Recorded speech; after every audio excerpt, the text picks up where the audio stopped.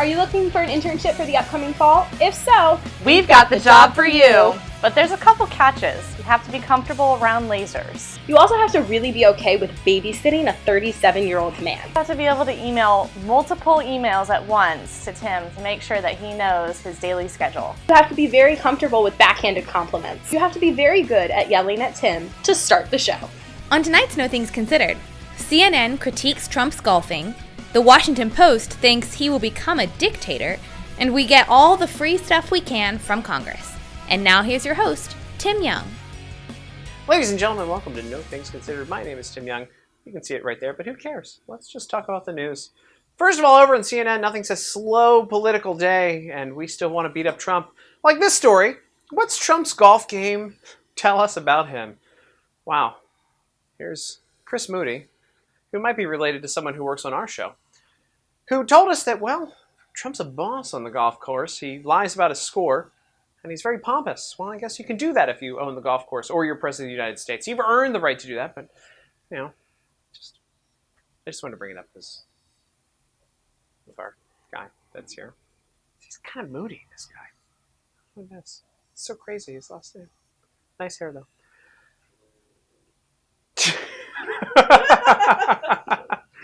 The Washington Post is reporting, actually probably just making up a story for their paranoid leftist fan fiction, that Donald Trump could postpone the election in 2020 and Republicans would be okay with it. Listen, guys, I don't know that I buy this poll. I feel like I could walk out on the street right now, ask 3 people any random question, and make up any kind of response I want from that. You have to remember also, according to polls from the Washington Post, Hillary Clinton is the president of the United States right now. You might remember back in the day from that.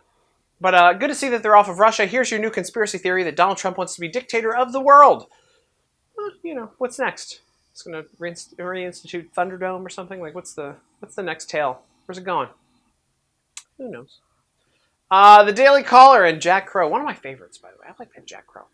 So nothing is a better story on a slow news day than what we got from the Daily Caller News Foundation's Jack Crow. Jack, like this guy.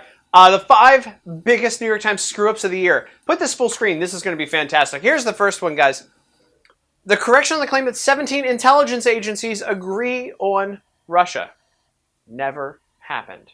There were never 17 agencies agreeing that Russia colluded with the Trump campaign to win the 2016 election. I can't believe we're still on this story, by the way. It's just so dead and so gone.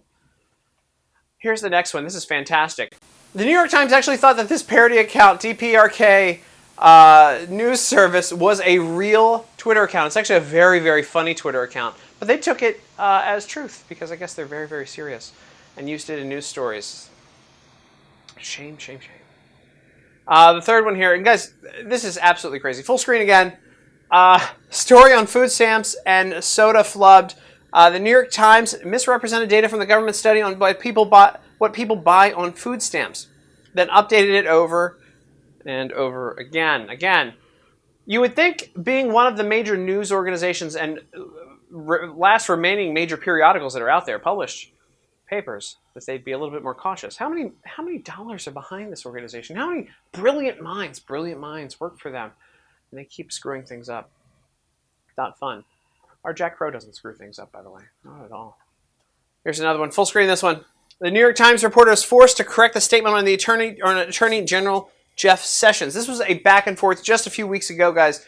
Absolutely insane. Again, they kind of apologize for it, but they always, all these retractions, every time they screw up, the retraction is always this tiny little mention, one tweet that's blown away, that's just under the rug. I mean, we screw up on our show all the time, but we don't have to apologize because I'm not a journalist. I'm just a comment. The last one is the debunked conspiracy theory linking Sarah Palin to Gabby Gifford's shooting, which is absolutely, number one, disgusting.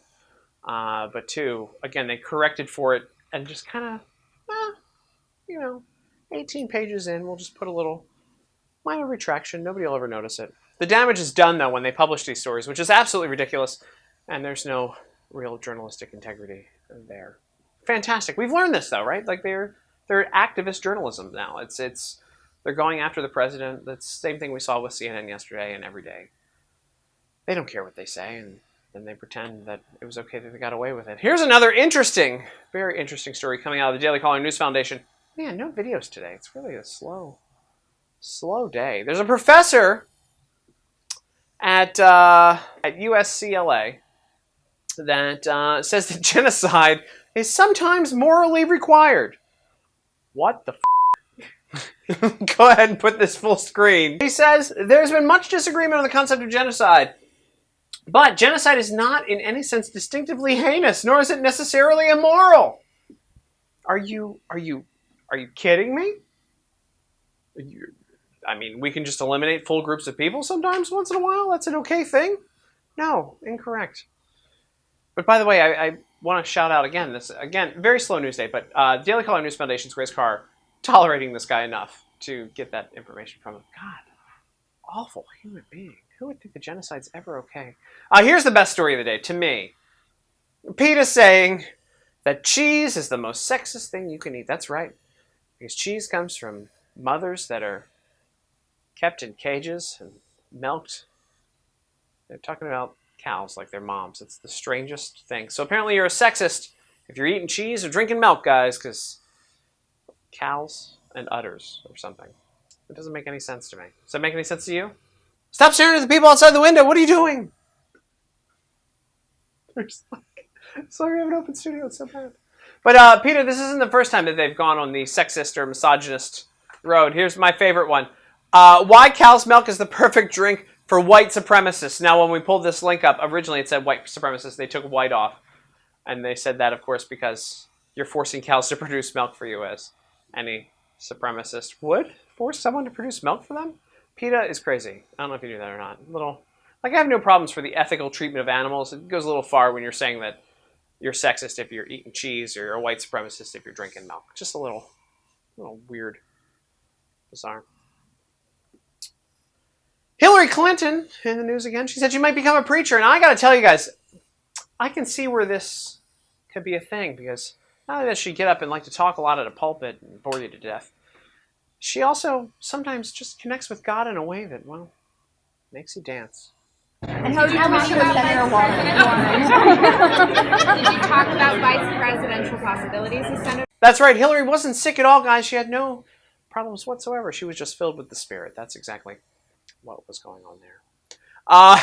In Mexican presidential news, that's where we are today, because nothing's going on. So this is a great story, and it should remind everyone what to do with social media. By the way, something happened 2 weeks ago. We're going to get back to that in a second. But Breitbart, Texas is reporting that the president of Mexico took an Instagram picture with some heads of drug cartels, because nothing says friendship like just going on a whitewater rafting trip with some heads of drug cartels to talk about how you're just transporting to the United States of America. Because what else do you talk about if you're, hey, how's work, drug cartel leader? Well, pretty good, making millions of dollars, using human mules to get across the border, no big deal. He, upon realizing who was in the picture, felt a little guilty and he deleted the picture, which kind of implicates that he did something wrong. Say, for instance, if you get caught tweeting about, I don't know, some sort of cruise, and then you delete it, it makes it look like you actually wanted to go on that cruise. I don't know what that's about. Whatever. It's an inside baseball joke. Also tonight, the New York Times posted an op-ed from Susan Rice that it's not too late on North Korea. Let me tell you guys, there's nobody I want to hear from more than somebody from the Obama administration about how to deal with North Korea, who they helped empower and allow to build their nuclear arsenal over the past 8 years while they were ignoring them. And they were also ignoring Russia. We might remember when Barack Obama said that Russia was not a threat and that was 1980s foreign policy. How about those apples? Yeah, why in the hell would we want to listen to what Susan Rice, who was the national security advisor for at least 4 years of the Obama administration, has to say about North Korea when under her ruling and under her watch, they were able to empower themselves? That's the New York Times for you. They live in a little bubble where they think that she's significant and didn't screw anything up and didn't get us to the point that where we are right now. Awful. Tonight is a sad, sad show for us. We're losing both of our interns. Both the Megans are going. And before they left, we wanted to do something special for them, but we didn't want to spend any money. So we took them to Capitol Hill, and I don't know if you guys knew this or not, but in every congressional office, in the front of the office, they have food from like a local vendor. So like, say like Pennsylvania has Utz potato chips. They also have like Hershey's chocolate. Let me think, what else? Illinois has Kellogg's, so you have Pop-Tarts, things like that.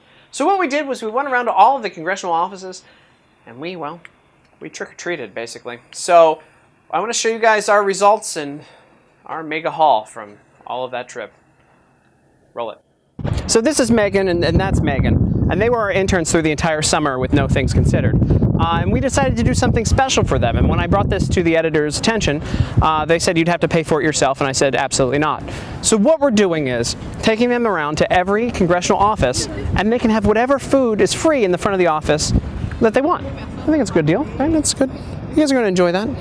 So I host the Right Wing Daily Show for the Daily Caller, and it's our interns last week, and we're going around the Hill basically trick-or-treating for them because we don't want to spend money on them. We're giving them free food, and we're digging through offices because we don't want to actually pay them or like give them anything good as a going-away present. We were told that you have the best food on the Hill. There is ice cream, so you are. Can we, to guys, come go for on, it. let's have an ice cream party. Hell yeah, beef jerky! You got Dr. Pepper. Hold on, we need Cheetos. We definitely need Cheetos. No one.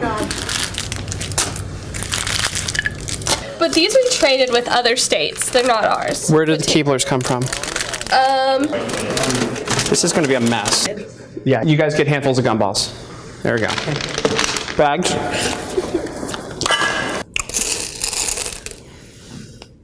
Come here. Let's go. You're probably loaded, right? We have chocolate, Hershey's chocolate, and we have craisins is our other big thing. Crayons. Brenton, you need some of these so you can write your reports at school. Hey, what's your phone number? Absolutely not. What's your ice cream? What'd you pick up? What'd you get? The strawberry stuff.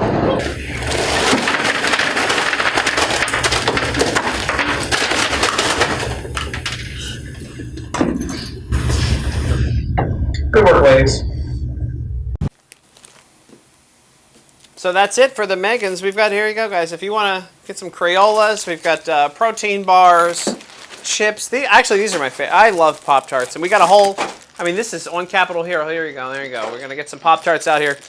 You can get these for free if you go visit your congressman on Capitol Hill, and that happens to be their district. This was Illinois, right? Illinois? Oh, listen. I want to thank our Megans for being here. It's been a long summer with these guys. They've tolerated me the entire summer. I enjoy this Pop-Tart. And while we do that, guys, click the like button, click the smile button, click the heart button, share the button. You get free Pop-Tarts from Congress. You eat them. This is like tax dollars at work. Just do that up. We're here every night at 7:30 p.m. Eastern Standard Time. The Daily Caller News Foundation.org, dailycaller.com. Scroll down for good stories. Let's go have some more Pop-Tarts. I'm going to check these kids out. They've earned it. They've tolerated me for an entire semester.